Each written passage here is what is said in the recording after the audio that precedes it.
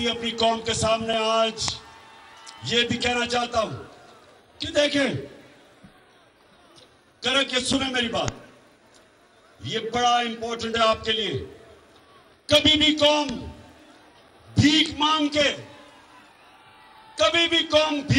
के ऊपर नहीं आई। कभी भी कौम अपनी गैरत मिट्टी में मिला के ऊपर नहीं आई।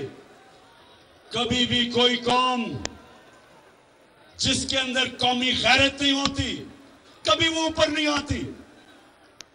आज तक अगर हम कर्जे लेके और दुनिया के सामने भीख मांग के, एड लेके अगर हमें तरक्की करनी होती तो अब तक कर चुके होते।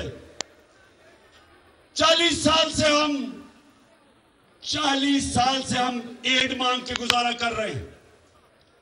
जब अफगान जहाद हुई तो जब पाकिस्तान ने उनकी मदद की या पाकिस्तान ने कहा कि हम जहाद में शिरकत करते हैं, तो ये याद रखें कि हमारे तब सरबराह ने पैसे मांगे कि हमें पैसे कितना में दोगे।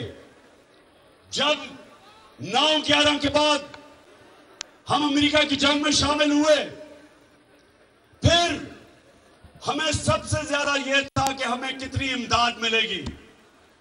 डॉलरों के पीछे हमने सिर्फ इसलिए कि हमने अपने मुल्क को ठीक नहीं किया और पैर पे नहीं खड़ा किया, हम अपनी फॉरेन पॉलिसी अपने बजाय लोगों की बेहतरी के लिए हम दूसरों के लिए बनाते थे ताकि डॉलर मिल जाए, इमदाद मिल जाए। और अगर इसी पॉलिसी के तहत अगर मुल्क में खड़ा होना था तो अब तक खड़ा हो जाता। लेकिन बदकिस्मती कि आज पाकिस्तान का वजीर आजम अमेरिका में जाके हर जगह पैसे मांग रहा है कि जी खुदा के वास्ते पैसा दे दो। वो है वो वाला कि मैं भीख मांगने नहीं आया। मैं सऊदी अरब से होके आया हूँ, मैं यूएई के होके, अभी मैं तुर्की होके आया हूँ। और मैंने उन भाइयों को कहा कि आप हमारे बड़े अजीम भाई हैं, हमेशा आपने हमारी मदद की। और मैंने यही कहा, जब मैं आया हूँ तो आप समझने की शायद मांगने आया, लेकिन मजबूरी है। जिस तरह माजी में 75 साल में आपने हमारा हाथ बटाया है, कुछ अर्सा आप हाथ बटा। मैंने कहा मैं वादा करता हूं कि इंशाअल्लाह हम पूरी कौम हम मिलकर दिन रात मेहनत करेंगे, पसीना गराएंगे, अपने पांव पे खड़े। 75 साल से आप हमारी मदद कर रहे हैं।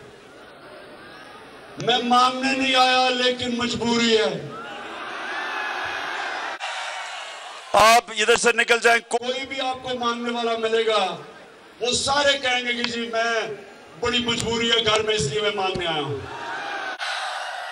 तो मेरे घर के नौजवानों, मैं सिर्फ आपके लिए, नौजवानों के लिए खास तौर पे, कि देखें कौम कैसे खड़ी होती है। खुददारी से कौम फैसला करती है कि हमने अपने जोर पे हम अपनी दौलत में इजाफा करेंगे और मुश्किल वक्त में खर्चे कम करेंगे। जिस तरह एक घर होता है, एक घर में मुश्किल वक्त आ जाता है, घर पे कर्जे चढ़ जाते हैं, तो वो घर क्या करता है? सारे घर के अफराद मेहनत करते हैं, मजदूरी करते हैं, सब पैसा इकट्ठा करते हैं, खर्चे कम करते हैं और फिर अपनी आमदनी बढ़ा के अपने पैर पे खड़े हो जाते हैं।